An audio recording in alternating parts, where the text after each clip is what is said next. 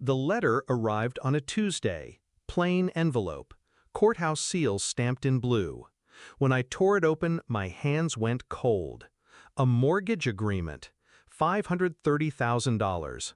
My signature printed neatly at the bottom. Except, I had never signed it. My parents had.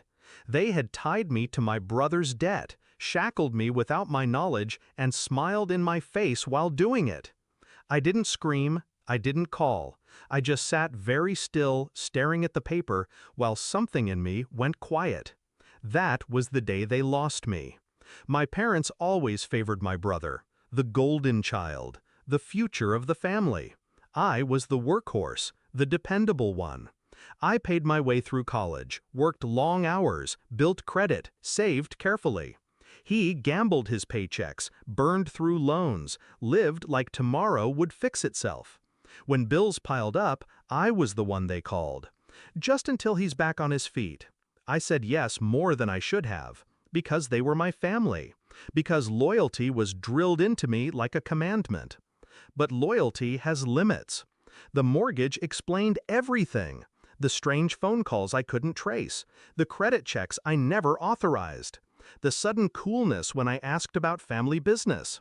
I started digging. County clerk's office, public records, and there it was in black and white, my name, my credit, my liability. They had walked into a courthouse and used me like collateral. My parents, not strangers, not thieves, my parents. The betrayal wasn't loud. It was surgical, the kind of wound that doesn't bleed right away. It just seeps until you realize you're drowning. Rage would have been easy, but rage burns fast. I needed something colder. I didn't storm to their house. I didn't demand answers. Instead, I called a lawyer, then another, then a third. I learned about fraud, about forged signatures, about liability and escape clauses. Every detail became a weapon I could polish. And I made a promise to myself. They would never put me in a cage I didn't build. Step 1. Document everything. I scanned the mortgage, the forged signature, the trail of filings. I pulled my credit report, time-stamped the hits, filed complaints quietly, like a ghost. Step 2. Sever my liability. Through my lawyer, I filed a notarized affidavit of forgery with the county. The bank froze the loan, pending investigation. The mortgage, the house they had already celebrated owning, suddenly became unstable ground. Step 3. Shift the weight. I forwarded the evidence to the district attorney's office. Identity fraud isn't a family matter, it's a felony. And the DA doesn't care about bloodlines. Step 4. Disarm and disappear. I closed joint accounts, canceled shared cards, cut every financial tie they could use to reach me again. By the time they realized what was happening, the bridge between us was ash. The confrontation came 3 months later. My parents showed up at my apartment, pale and frantic. "You've ruined us," my mother spat, eyes wide with panic.